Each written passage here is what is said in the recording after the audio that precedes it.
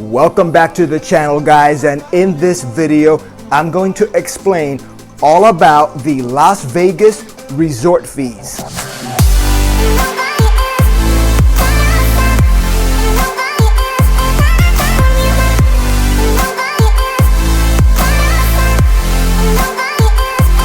One of the things about Las Vegas that you're gonna encounter that is a little bit unique to those type of resorts, although not exclusive to them, there are some other resort areas in the world that do have these things, is resort fees.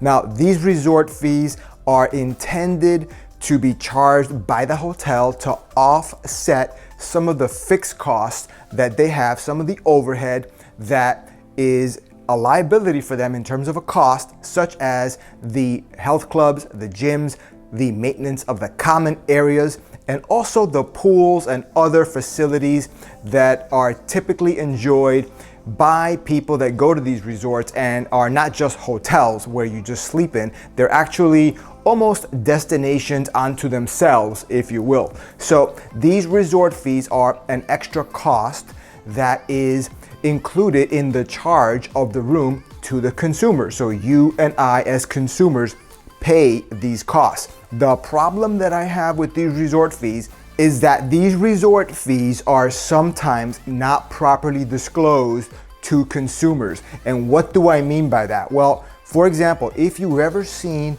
a rate promotion on the internet or on television or in some other print media, for example, if you look at that at all, but you're gonna see that sometimes, I don't know if it's intentional or not, I'm not gonna speculate on that, but let's just say that it looks like sometimes the resort fee, which is an added cost, is under disclosed. So it's not disclosed properly to consumers in a very clear and legible way.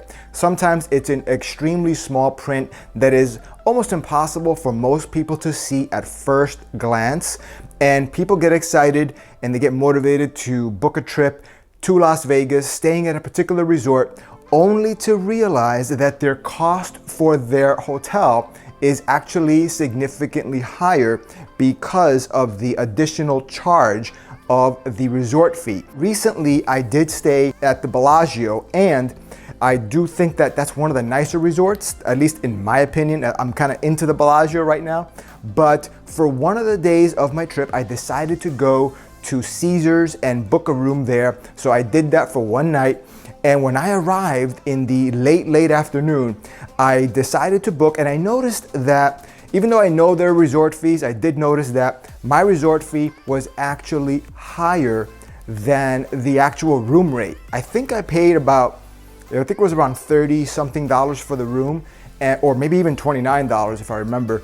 And the resort fee was in the neighborhood of $40. It might have even been as high as $45. So that's an example where it doesn't happen all the time, but in some cases, depending on how low the room rate is, the resort fee, depending on the resort, could actually be almost as high, if not higher, than the actual room rate, which means that you could be paying double than what you initially saw if you only focused on the room rates that are advertised. So just be careful of that. So I don't like the potential for under disclosure or misleading advertising practices. But again, I'm not accusing any hotel of doing that on purpose. Maybe it's the marketing companies, advertising agencies, but just be on the lookout for that. Now, as an educated consumer, all you have to do is just be aware that these resort fees exist. So if you do see advertisements, promotional rates that are very competitive for room rates, make sure that you go online and just pretend to book it. You don't have to pay anything, you're just gonna do a search, and you're gonna see the resort fee broken out, itemized separately from the room charge. So you're gonna be able to identify the actual all-in cost of the room, including the resort fee, facility taxes, facility fees, and all different kind of other fees that could be thrown in there, nickel and diming. But at the end of the day, really the room rate is just one part of the overall charge that you're gonna have for the room. So just look at it that way and you're not gonna have any issues. The other negative about the resort fees is what if you don't use the gym? What if you don't use the pool? What if you want to use them, but they're closed for refurbishment or because of the situation around the world? That could be, guys. So that's a problem that it needs to be addressed, and I don't like that.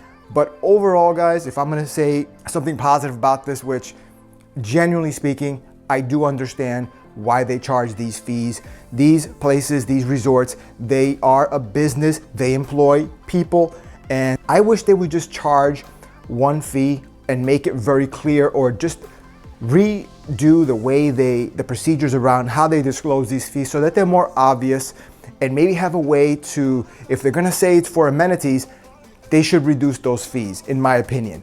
But given that situation, guys, I think that it's still worth it to go to Las Vegas and to pay for these resorts that have resort fees. As long as you know about them and they're properly disclosed to you, you should still go to these resorts, in my opinion, because I think you can still have a great time.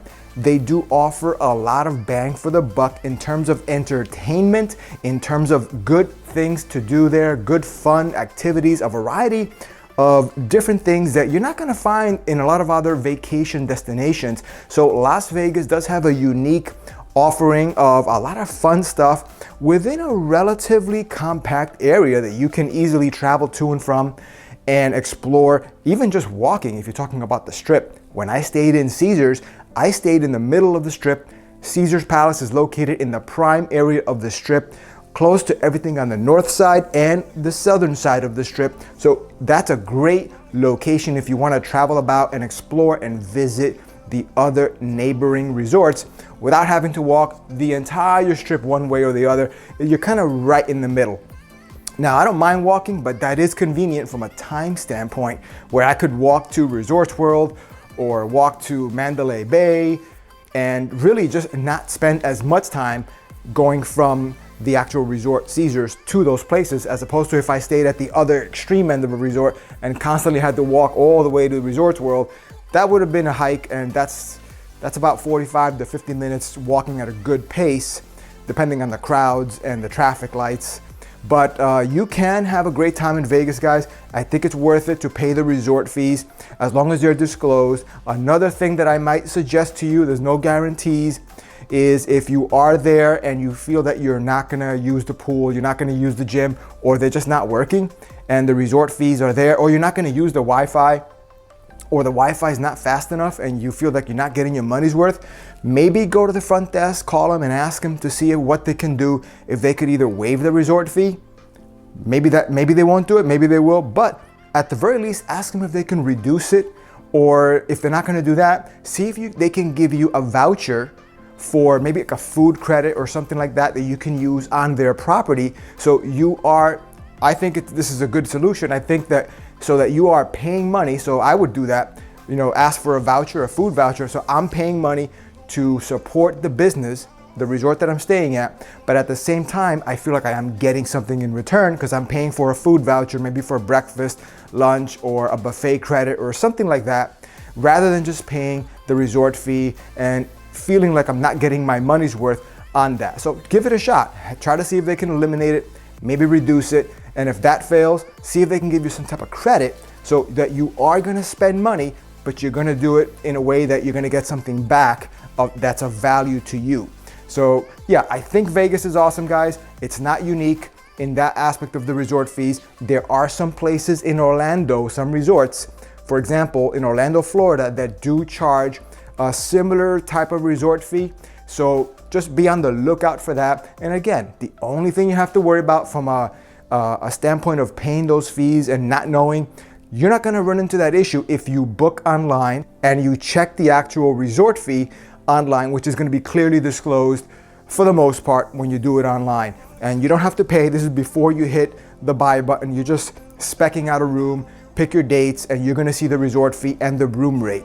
So what you don't wanna do is just go online and check rates on the room rates themselves, because sometimes the resort fees can change and the overall fee is really what you're looking for. A $20 room is no good if the resort fee is gonna be, $70. Now, I don't think they're that high, but in Vegas, I have seen them as high as $45, maybe higher. And I have seen them as low as like in the $20 range, $25. I think one resort actually has a $15 resort fee. But again, those resort fees that are really small, a lot of times it's because you're not getting a lot. Maybe the resort is not as popular, it's not in a good area, or it doesn't have as many facilities, or it's not as well run. But again, your mileage may vary. Take a look at that. But definitely, guys, don't worry too much about the resort fees. Just be aware that they exist. Factor them into your overall cost of your trip and your planning, and you should still have a good time. Know what the amenities are of the resort where you're at. The pools, the facilities, the buffets, the common areas, any kind of things that you could use as a guest. Make sure that you take advantage of those things if you like them so that you get your money's worth. So anyway, guys, with that said, hope you got something out of this video. Stay safe out there, and I will see you in the next one.